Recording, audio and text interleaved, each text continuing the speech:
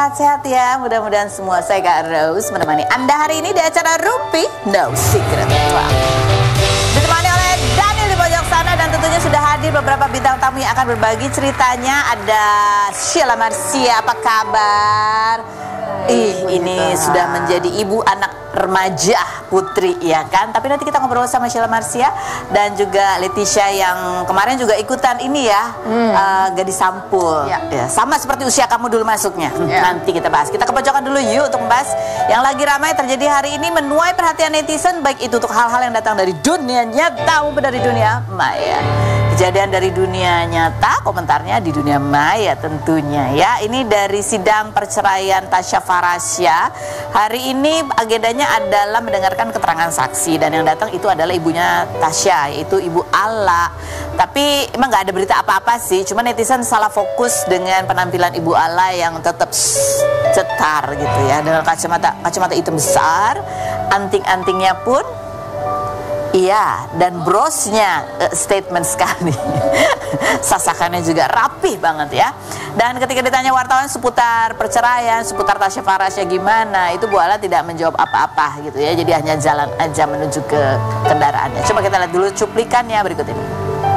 Ini mah sehari-hari gitu kali ya Bu Ala ya. Coba kita lihat komentar netizen bunyinya ya. Vibes-nya old banget maninya gitu ya. Orang kayak lama. Nunggu Tasya enggak, nunggu outfitnya Bu Ala iya. Mertua segood vibes gini nggak lu lihat Ahmad gitu ya. Ini Ahmad itu yang lagi digugat ya. Aku malah ngebayangin wanginya Bu Ala gimana ya. Pasti bukan wangi parfum yang bikin perut lapar atau asam lambung tuh. Wangi apa itu? Yang berikut ada lagi komen, mahal semua. Jidatnya nggak ada kerutan, Masya Allah. Antingnya gede banget kayak tutup gelas. Kayak artis Hollywood. Ini ngomong jidat nggak ada kerutan, aku jadi langsung udah lama nggak disetrika ya.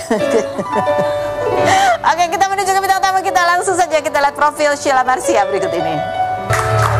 Oke, sudah bersama dengan Sheila Marcia. Ini kita mau lihat dulu yang terbaru adalah ucapan ulang tahun Sheila kepada Leticia yang sudah memasuki usia 15 tahun. Ada videonya, kita lihat yang berikut. Ini baru mulai loh ya. Aduh, kamu sendiri lihat videomu itu gimana? Itu ungkapan hati aku banget sih buat dia, karena aku tahu ketika kita udah punya anak, it's not all about us. Ketika kita melalui hal-hal sulit, pasti anak kita juga merasakan hal yang sama gitu. Jadi aku cuma pengen dia tahu kalau apapun yang dia laluin atau yang dia pernah lalui bersama aku dari dalam kandungan sampai saat ini, dia punya aku, dan sekarang Dimas juga, dan papa manjinya juga of course sekarang, yang selalu mencintai dia, yang selalu support dia. Dan amazingly itu seperti berkat buat aku mempunyai Leticia, karena dia adalah anak yang penurut, nakalnya nakal normal gitu loh harus. Jadi nggak susah. Nggak kayak ibunya dulu ya. No. I know how to handle her. Tapi cuma itu aja. Kuncinya tahu cara handle dia. Kalau nggak tahu cara handle dia, kalah semua, mental semua gitu. So, kayak mungkin dia mini Mia, mini Sheila. Jadi Sheila tahu gimana cara handle dia. Gimana? Jadi dia cukup tahu punya pendirian. Dengan kasih, dengan sayang. Dia nggak bisa dikerasin, dia nggak bisa diancam-ancam. Kayak, oh kalau kayak gini ya udah ya, kayak gini aja, kayak gini. Nggak bisa. Dia tuh dikasih pengertian, dia tuh dikasih paham, dia akan paham dan dia akan nurut, pasti. Kalaupun dia kayak misalnya fight back dulu ya, itu kan nggak apa-apa, dia punya pemikiran. Dan kita sebagai orang tua tuh nggak boleh juga kayak kita merasa yang tahu segalanya. Kita harus berani sharing juga. Sharing dalam arti gini, oke, kalau kamu punya pemikiran beda dari mama, kenapa bisa seperti itu? Jadi kita kayak lebih debat sehat, diskusi sehat, sehingga dia bisa mikir dan akhirnya, oh ya, Mom, I think you're right, aku yang salah. Tapi kalaupun aku yang salah, aku tidak boleh gengsi untuk minta maaf sama dia. Jadi apa yang kita lakukan ke anak, itu yang akan mereka serap, dan itu yang akan mereka ambil untuk mereka sendiri, dan mereka akan apply ke dunia. Kita lihat diri kita sendiri. Komentar netizennya ya di video itu juga, duh Leticia, kamu harus tahu mama kamu sangat besar perjuangannya terhadap kamu. Anti-anti netizen saksinya. Ah, sedih lihat ini, ingat bagaimana Sheila berjuang bersama anaknya Leticia. Sehat-sehat semuanya, semoga rumah tangganya langgang terus. Senang lihat kamu yang sekarang hidup lebih bahagia dan penuh cinta. Gue pengen nangis kalau ingat perjuangannya Sheila. Berikutnya ada lagi komentarnya. Ya, seru nih kalau collab. Leticia tertarik audisi Idol nggak? Jadi banyak ini ya komentar. Ini kamu kalau mengingat ya, ini umurmu dulu masih muda sekali, 21 tahun, punya anak di tengah kamu yang juga masih bertumbuh sebagai hamil 19, punya dia 20. Iya. Hamil 19, punya dia 20. Dengan berbagai gonjang-ganjing pemberitaannya gitu. Tapi kehadiran dia dalam hidupmu pada saat itu? Tetap blessings dari awal. Dan berat memang, karena aku tahu itu ada ya konsekuensi dari perbuatan aku. Tapi kan konsekuensinya itu adalah buat aku, karena aku percaya dari dulu, aku selalu ngomong kok, aku percaya kalau Tuhan itu bisa mengubah kutuknya itu bukan Leticianya ya, tapi perbuatanku yang salah menjadi suatu berkat gitu. Dan berkatnya ini anakku gitu. Dan kan nggak mungkin dong bukan Tuhan yang ngasih anak ke sini, masa yang lain gitu kan, nggak mungkin gitu. Jadi aku tahu bahwa oke, aku punya tanggung jawab di sini, dan aku nggak mau sampai anak ini sama seperti aku, melalui sama yang seperti aku, dan I have to be better gitu. Jadi malah kayak kelima anakku ini kayak rem. Jadi kayak oh Tuhan, aku sebanyak itu butuh rem ya. Sampai butuh 5. Butuh 5 ya remnya gitu ya, nggak cukup 1. Kan ini tentang kamu ya, anak-anak udah semakin besar ya, Leticia udah memasuki usia puber sekarang gitu ya, dan pemberitaan jejak digital tentang kamu tuh kan banyak. Betul. Kamu seterbuka apa kalau kamu tadi mengedepankan dialog gitu ya, seterbuka apa kamu cerita juga tentang sejarah kamu, tidak ada yang tertutup. Tidak ada yang tertutup. Aku cerita semua dari dia kecil dengan bahasa yang mungkin sesuai dengan umurnya sampai saat ini. Jadi makin terbuka. Jadi dia nggak kaget. Itu pertama. Kedua, aku punya suami yang sangat luar biasa, yang dia pernah memberikan waktu aku dengan Manji dan Leticia untuk berbicara bertiga. Jadi dia pergi sebentar. Kebetulan dia juga ada kerjaan. Jadi kita ditinggal di satu mall di Kuta bertiga. Dan di situ aku dan Manji dan Leticia cerita semuanya dari awal sampai akhir. Jadi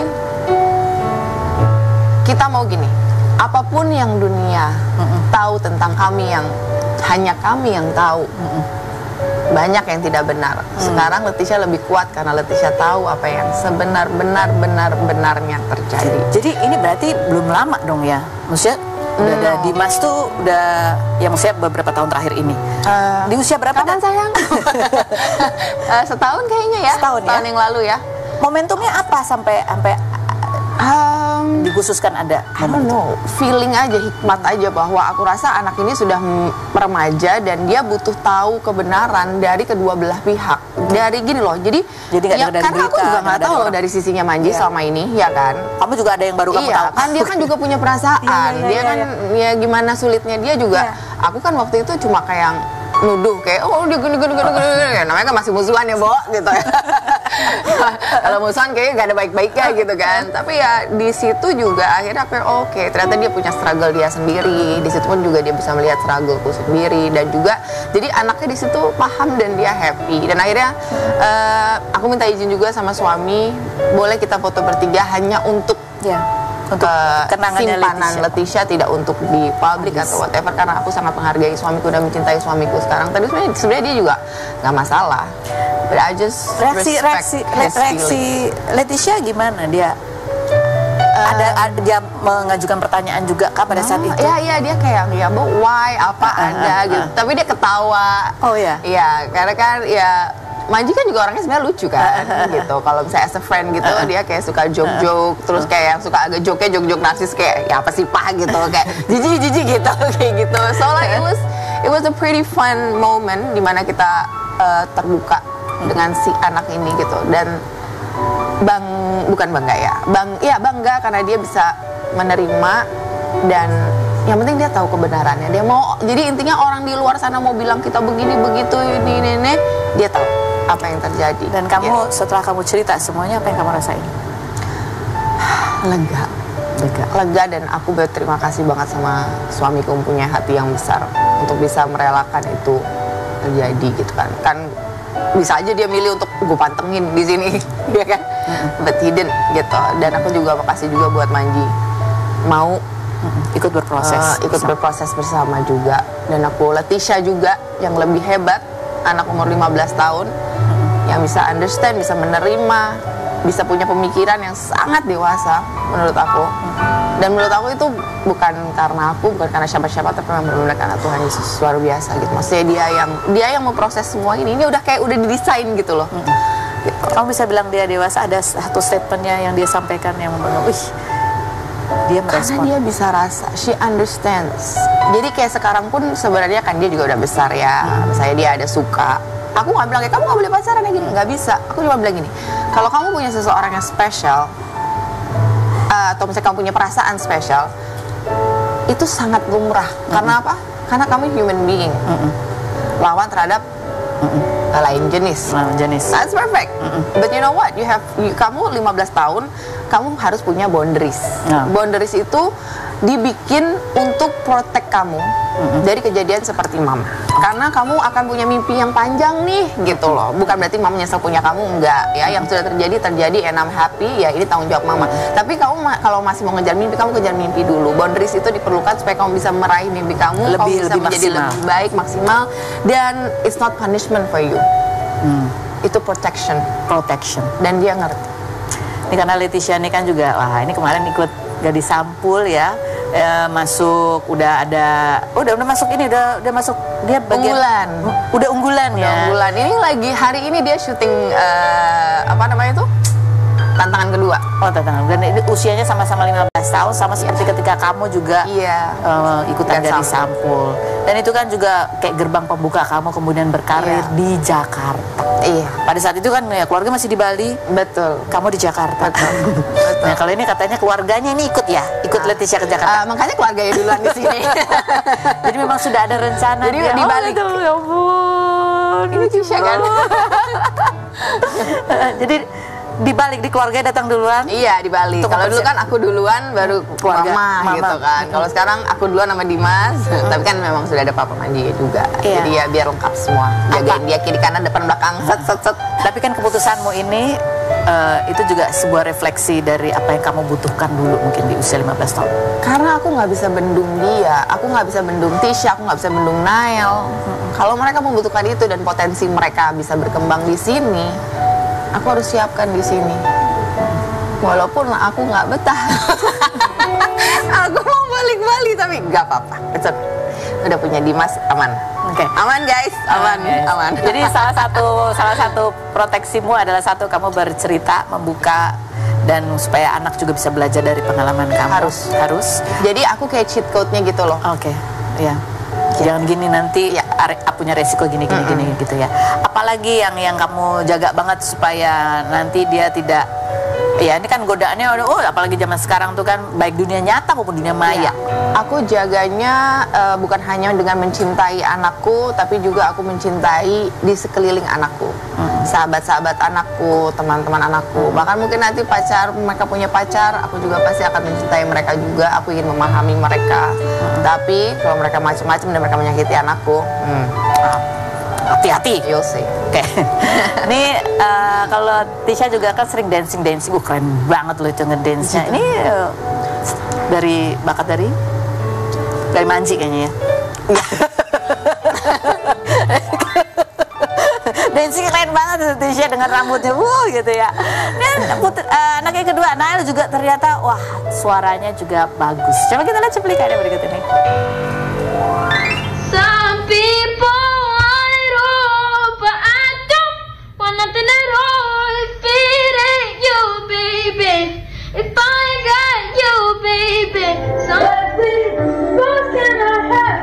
It's always one or the other, and one day you'll discover that she's my girl forever. I don't know your hopes don't feel like 'cause I really think it's time.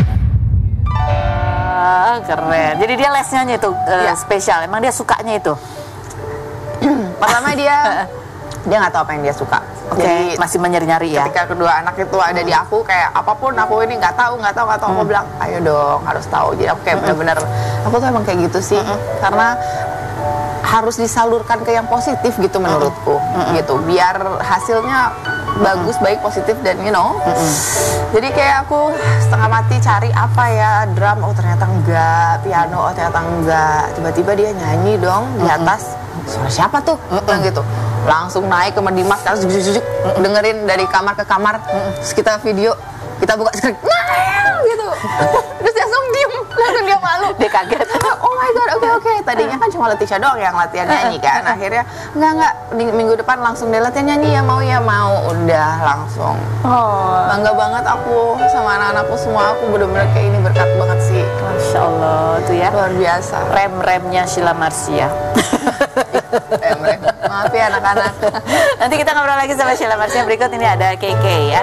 Kemarin di kasus Timothy yang mengalami bulian yang luar biasa sehingga membuat dia memutuskan hal yang nekat gitu ya dalam kehidupannya, itu menyeret juga nama Keke karena dalam bulian itu muncullah nih foto Keke, jadi menyamakan sosok Timothy ini dengan Keke, dan itu justru juga menjadi luka lagi untuk Keke. Seperti apa kisahnya? Kita lihat dulu profilnya berikut ini.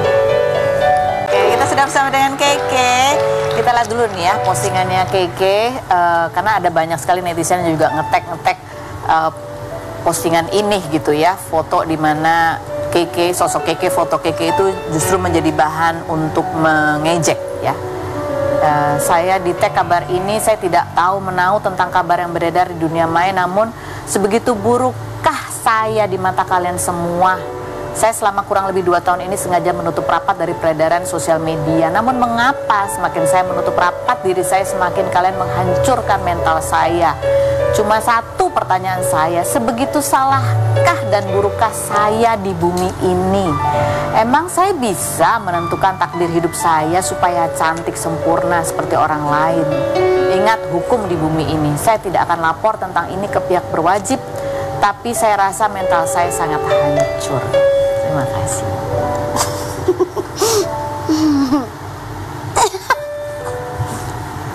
Enggak apa-apa.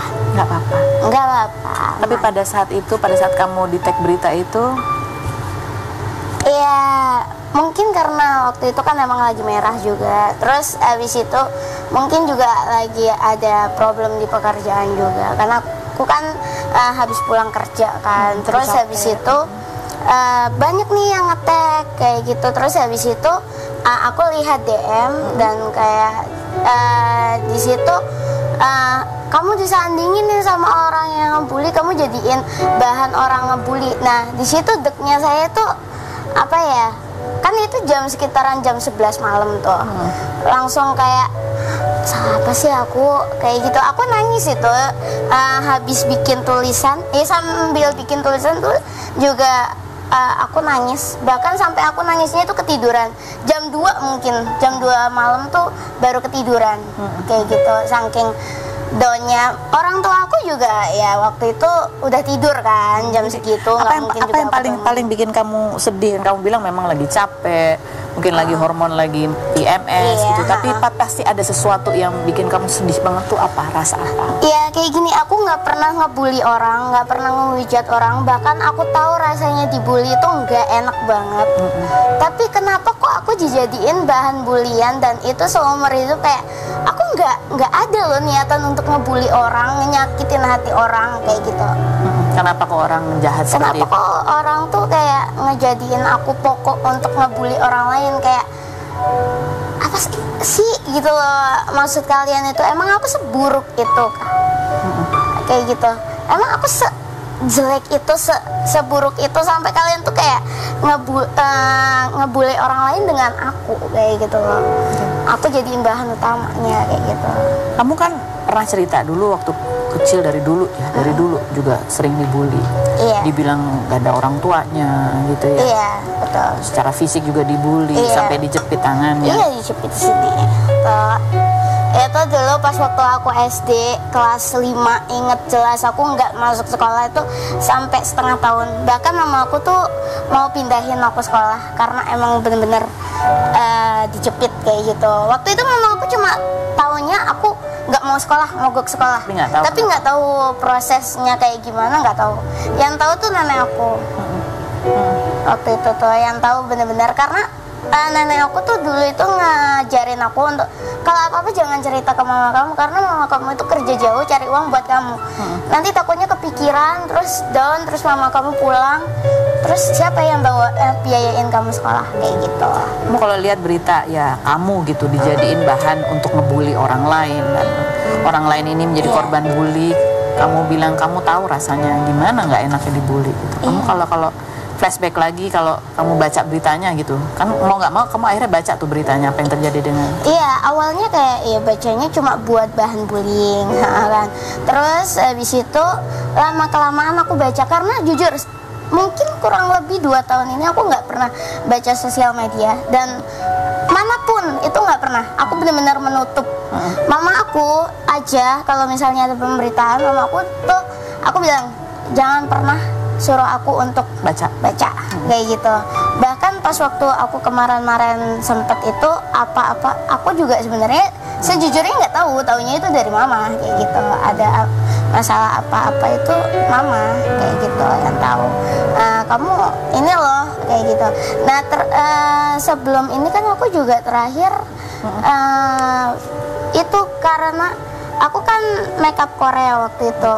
Terus disandingin sama salah satu artis. Terus aku maki habis-habisan di DM sama seorang fansnya dia.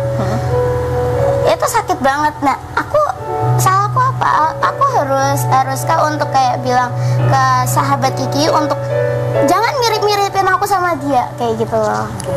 Jadi kamu tuh sebenarnya sudah sedang berusaha untuk melindungi dirimu supaya nggak baca-baca hal yang negatif di sosial media. Tiba-tiba ini tuh seperti kayak masuk dan menyentuh apa ya hatimu yang masih sering terluka. Iya. Kita akan bahas lagi selain berikut ini ya karena sebetulnya banyak sekali netizen yang merasa terhibur dengan konten-konten kamu. Jangan kemana-mana, tetap di Rubik Masker.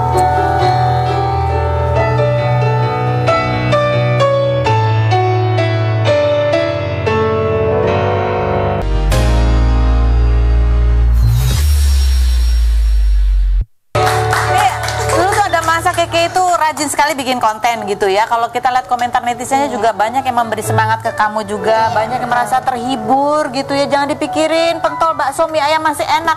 Masih banyak kenikmatan dunia ini yang lain hanya bumbu, kadang asam, kadang manis. Your beauty never ever scared me, Keke. Nah, tapi yang bilang gini, maaf ya kak, tapi kak bukannya kamu sendiri yang bertingkah konyol ngejelekin tampang supaya positioningnya naik gitu ya. Tapi kalau kita lihat kamu sendiri sebetulnya udah berhenti bikin konten kayak gitu.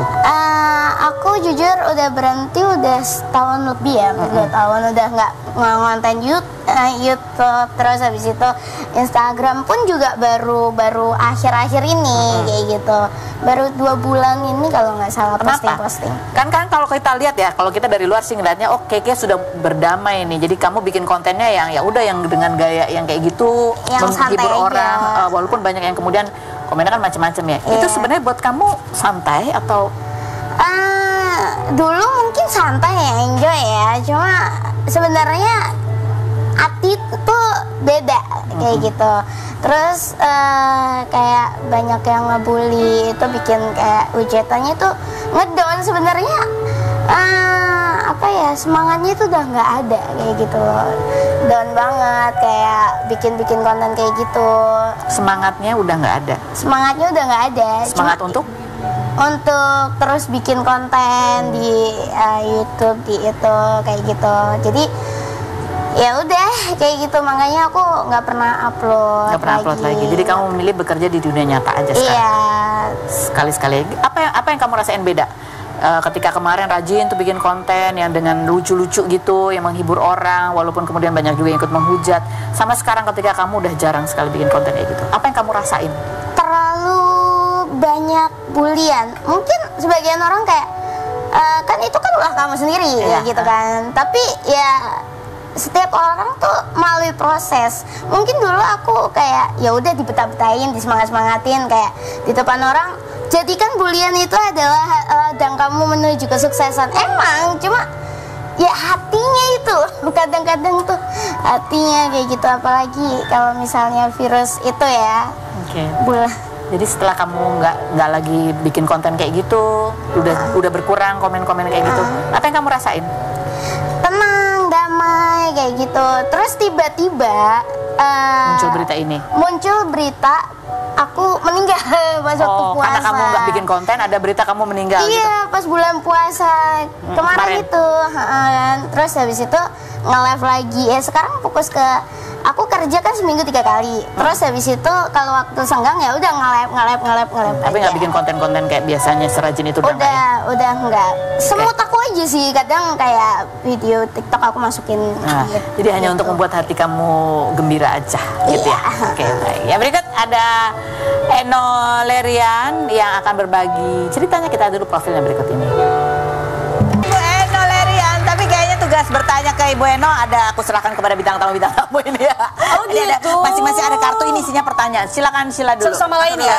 Oke. Yang ada ekspresinya berbeda-beda. Bener lagi. Saya mau lihat Oke, set. Sheila Marcia, oh ya dia aku ya. Kak Eno, kakak. Tapi beneran loh. Kita sama-sama pernah gagal menikah, lalu menikah lagi. Kita mau kita doang ya. Ternyata bintangnya 2 ya. Bisa nggak Bun? Iya betul. Bisa nggak? Musuh nggak kayak gitu? Wah nggak tahu deh. Terus aku bahkan pernah hampir cerai dengan suamiku, tapi kita mengesampingkan ego dan memilih untuk memperbaiki hubungan. Kak Eno sendiri pernah nggak mengalami kesulitan pernikahan seperti aku? Pernah banget gitu dia. Ya kan segala macam dilempar yang ada di depan mata pernah ya kan. Karena memang ternyata pernikahan kedua itu di saat memang dua-duanya sama-sama siap justru malah jadi lebih berat. Oh, karena ketika dua-duanya sama-sama siap, justru ternyata lebih siap. Karena kan gini kan, kita udah sama-sama dewasa, kita nggak mau dong gagal lagi seperti pernikahan sebelumnya. Terus memang prosesnya aku sama suamiku tuh memang kita memang cepet banget. Tapi kayaknya mau cepet mau lama prosesnya tetap sama aja ya. Sama aja penyesuaiannya pasti diuji juga. Wah itu bener-bener aku sama dia sama-sama keras, sama-sama libra, sama-sama nggak bisa dibilangin, mirroring aja gitu. Jadi ibaratnya kayak apa handphone mau dilempar boleh, maksudnya berantemnya sampai kayak gitu. Jadi bener-bener kalau mau ingat juga gitu. Tapi kan kau bilang justru karena sama-sama siap malah jadi Iya. Karena nggak tahu ya, kalau aku tuh ngerasa kan aku setelah sendiri 5,5 tahun begitu siap secara mental mungkin gini ya, karena untuk mempertahankannya itu tuh lebih susah. Karena kalau misalnya kita belum siap kan pasti dikira gue mau cerai gitu kan. Gitu. Justru karena ingin mempertahankan suamiku sih waktu itu. Aku sih tetap masih goyah. Dia mau pulang. Dia sempat pulang ya kan kamu ya? Iya sih ya, nggak hebat sih. Kalau aku kan tetapnya perempuan ya. Kamu pergi dia cari gitu ya, karena memang sudah niatnya makin bulat. Betul. Ibu juga pernah pulang-pulangan gitu? Iya, saya yang pergi. Iya kan, kita yang pergi. Bukan pergi syuting aja gitu. Kasihan tapi. Kalau aku sih, pokoknya bikin drama aja. Tapi jadi kuncinya memang harus diperjuangkan gitu ya. Keke, buka ekspresi yang mana tuh? Kak Eno, kakak kan balik lagi main film setelah hampir 14 tahun vakum. Nggak pernah acting gimana rasanya balik lagi acting? Ada nggak artis yang lupa sama kakak? Seru banget sih yang pasti. Kalau ditanya karena kesempatan aja ya, makanya aku ngambil lagi syuting setelah 14 tahun vakum tuh karena kesempatan ada aja. Setelah udah lama, anak-anak juga udah mulai besar, udah bisa ditinggalin. Pekerjaan yang aku ambil juga yang nggak bener-bener kayak syuting sinetron. Kalau syuting sinetron kan panjang banget ya waktunya. Kalau film kan kita udah pasti, udah ada timeline-nya, udah apa segala macam lah. Jadi aku ambil. Terus artis ada yang lupa nggak? Alhamdulillah nggak ada sih saya. Cuma karena nggak tahu aja main Lerian siapa. Saya masih kecil.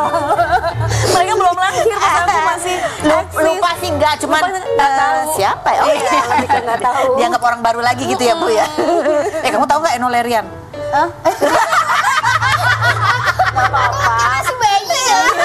Kamu kemarin tahun berapa? Aku 96. Oh, 96. Tapi aku punya kaset kamu. Kamu nggak tahu lagu Du Bidang? Kamu Itu bidang. Nah itu bagus lah itu. Aku dulu pas waktu SD tuh nyanyiin. Iya itu aku masuk kamu belum lahir. Gue punya kasetnya. Oh iya, sama-sama Mas. Dulu ada tai lalatnya, sekarang udah enggak. Kasetnya kotak gitu. Kalau ingat sini sayang. Oke, sekarang Ibu gantian buka Bu yang Buat pertama. diriku sendiri? Ya nggak tahu itu buat siapa. Oh Sheila. Oh, buat Sheila. kamu. Pertanyaan? Jujur, aku pernah lihat kamu malam-malam. Zaman dulu banget sih. Ngapain malam-malam? Oh di kerumunan. Itu. Oh tempat gaulnya bareng ya Ibu. Saat ya? itu, zaman itu. Iya. Sama mantan yang dulu itu. Ups, maaf. Sheila. Ketahuan nih bocor. Oh, gue cobain video nggak? Nggak saya. Jujur, Iya. kamu itu emang suka kerja atau sebenarnya kerja karena mau bantu perekonomian keluarga? Kenapa sih pertanyaan kayak gini? Emang suka banget, Oh, apa suka? suka banget emang kerja tuh passion gitu ya, Passion, atau karena ada 5 anak nih yang wah 5 nih gitu ya, jadi emang harus diusahakan gitu. Setelah berikutin jawabannya dan kemana-mana. Tetap di rumah. Terus siapa pokoknya lagi udah mikir ya.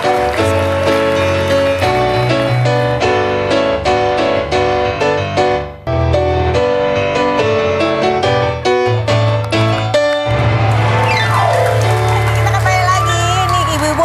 Tadi waktu commercial break juga kita lagi ngerumpi ya.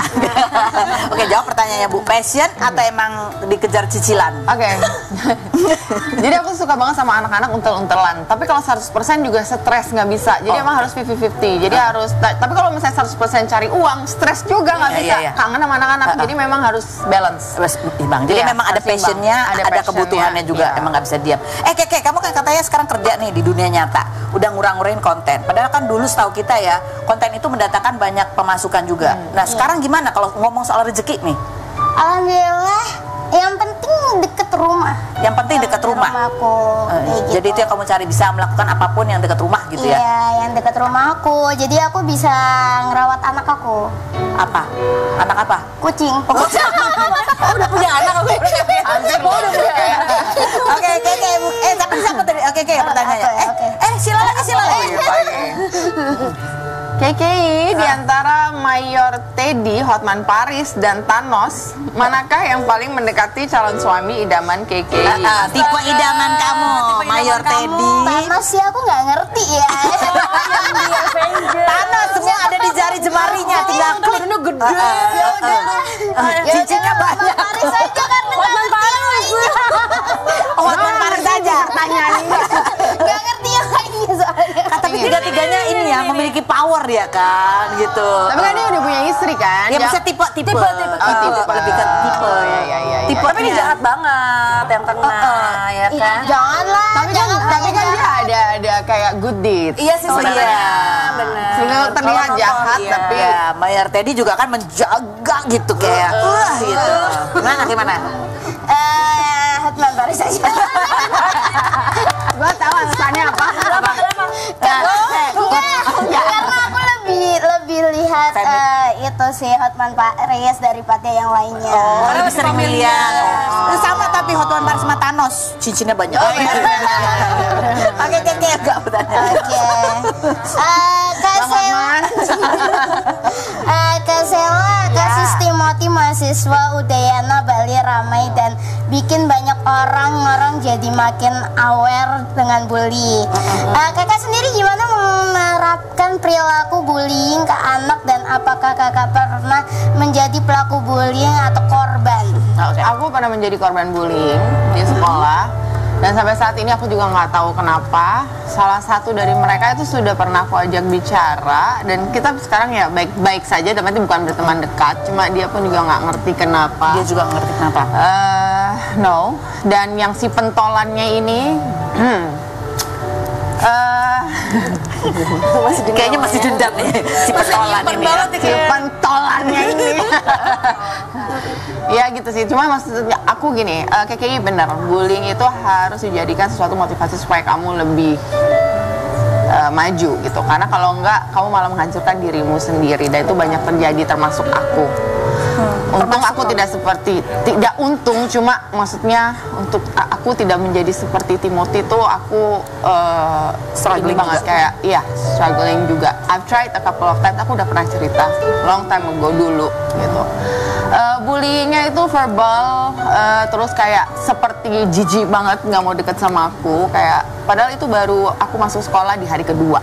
So they don't know me, mereka nggak tahu aku, dan aku cuma diem aja. Nyakitin sekali itu ya. Sangat menyakitkan dan kena mental gitu. Tapi ada juga orang yang dibully, tapi akhirnya mereka bisa lebih kuat dan lebih bisa jadi. Kalau aku malah jadi hancur gitu. Nah, melihat korban Timothy ini, aku sedih banget. Bahkan sampai ada berita yang dibilang, oh dia ini bukan karena bullying ini. I don't care apapun itu. Tapi intinya kalau sudah ada bullying, namanya bully itu nggak ada bully soft, kecil atau besar. Bully is bully. Kalau nggak pernah tahu kondisi mental seseorang, mereka bisa ketawa, mereka bisa senyum, but you don't know apa yang terjadi di dalamnya, apa yang sedang dialami. Nggak dibacain nih namanya. Iya, baca. Buat siapa sih? Kita baca aja. Oh, and semoga yang bully dapat ganjarannya karmanya secepat-cepatnya. Oke, Sheila, terima kasih sudah hadir. Selamat datang kembali di kota Jakarta. Menjadi warga Jakarta. Kayaknya terima kasih sudah datang ke sini. Salam buat anak-anaknya, kucing-kucingnya. Ella, terima kasih juga. Sama-sama. Dan terima kasih juga buat Anda semua sudah bergabung. Kita ketemu lagi setiap